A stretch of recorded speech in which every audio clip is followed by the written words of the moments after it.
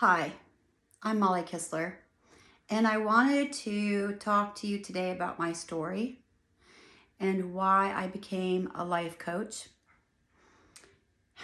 I grew up in a very small town in Western New York, and I was a sick little kid. I had asthma, and I was very limited. My path had many obstacles, and being limited really questions your self-worth. And so as I was growing up with asthma in school, I wasn't able to run, I wasn't able to swim, I wasn't able to hang with the animals that I loved. We grew up in a really very rural area with horses and cows and dogs and cats. I couldn't do any because my allergist told me I couldn't. And so I didn't. And I believed that I was sick. I believed that I was weak. And I believed that I needed to be sheltered as much as possible. And so that took a toll.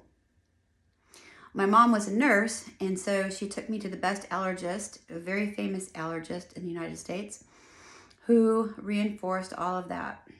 I'm very sick. You need to stay inside. You need to be careful.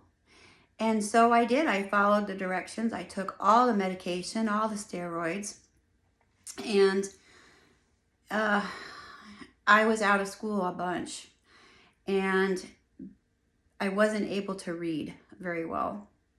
And I believe that it was partly due to being ill, but I feel that I probably do have a learning disability. And so when I was at school, I was struggling. When I was at home, I didn't want to go back to school because I knew I would struggle.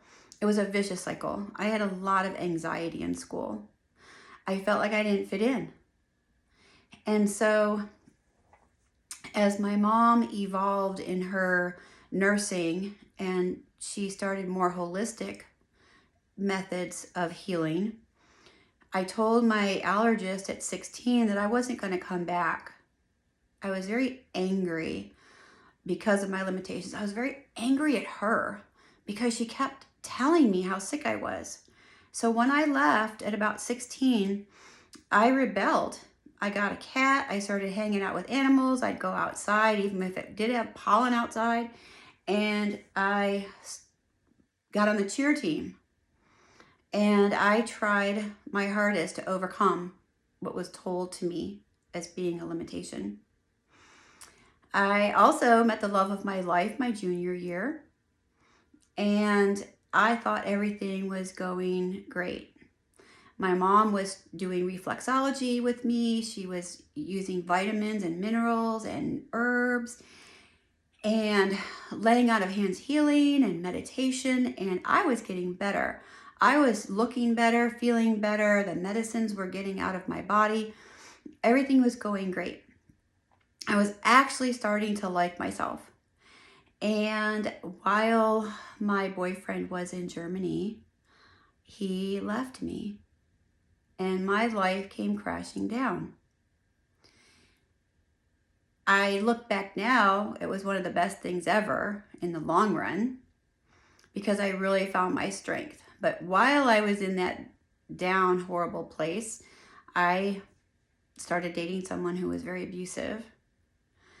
And so it was like I had to experience everything in my childhood. I experienced rejection, limitations, abuse, and also increased health with holistic medicine. So anyways, in school, my beginning of senior year, I decided, forget this. And I ran away with this guy to Wyoming, of all weird places, in the middle of two dry dirt mountains. And I thought, I'm going to live like this forever. I didn't feel like I was worth anything more. And every other week, I guess, we would go to the airport. So I would go home and I'd call my mom and I would decide not to go home. And my poor mom. One week though, we went and talked to my mom on the payphone and she said, hey, Mr. Olick called you. He was one of my teachers. And she said that he missed me, that he was worried about me, that I should get my tail back to school, and that he his classroom wasn't the same without me. And that's all I needed, I guess. I got on the plane, I came home, I finished school. I really don't know how I graduated because of how much I had to struggle. But I did, I graduated. And at my prom, I danced with Mr. Olick. I was changed by him. My life's trajectory was changed by him and that one phone call. And so getting out of high school, I decided to be a teacher. I wanted to be a teacher like Mr. Olick. I wanted to help kids like me. And so I went into it should have been a 4-year program at Buff State, but I took a little longer just because it takes me longer to read and comprehend. So I had to learn strategies, my college years. I had to learn how to learn. And I stuck with it. I don't like limitations at all. And I graduated summa cum laude. I did great. It took me a little longer than 4 years, but I did it.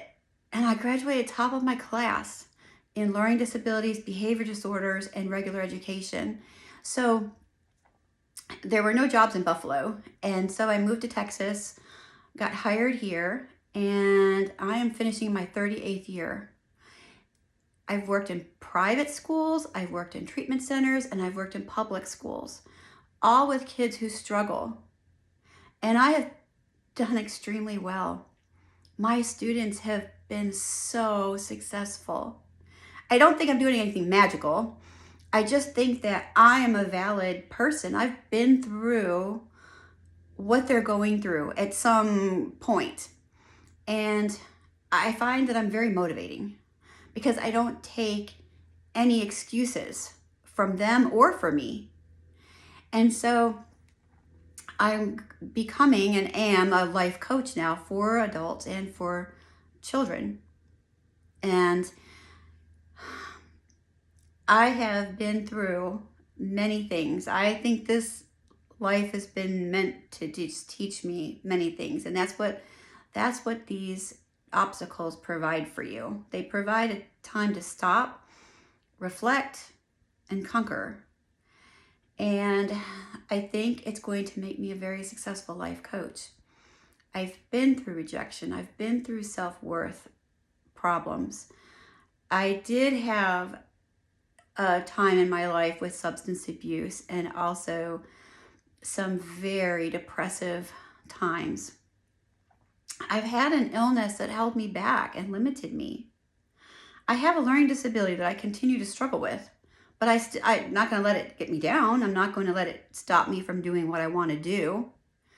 I've been through a divorce. I've had children who have also had learning and behavioral disorders that I had to sit on both sides of the table, whether I'm a teacher or a parent. So I know what ARD meetings can be like. I know what meetings with principals can be. I advocated for my kids, and they have grown to be very successful adults. I am so grateful for the struggles that I've been through, because it's true, what doesn't kill you makes you stronger. And I want to be there for other people. It brings me so much joy to advocate or to empower other people or students to get over these obstacles, to figure it out, to press on. Sometimes it only just takes one person that knows you can do it, even when you're kind of questioning if you can. It just takes one person to push you over the edge. I want to be that person. And so I felt like it was important to kind of tell my story, tell you where I'm at. I'm not some high and mighty person sitting on a throne saying, oh, you need to do this, you need to do that. I've been there. I've been there. I've struggled and I've gotten through. Now, my journey's not over. I don't have everything figured out. And I have a lot of friends that empower me. So I just thought I would tell you my story. Why do you think you're going to be a great life coach? Well, I am a good life coach. And I have students from all over the country who still call me or text me and let me know how they're doing. I love them like they're my kids. So that's my story. And I hope to hear from you if you think I can help you in light and love.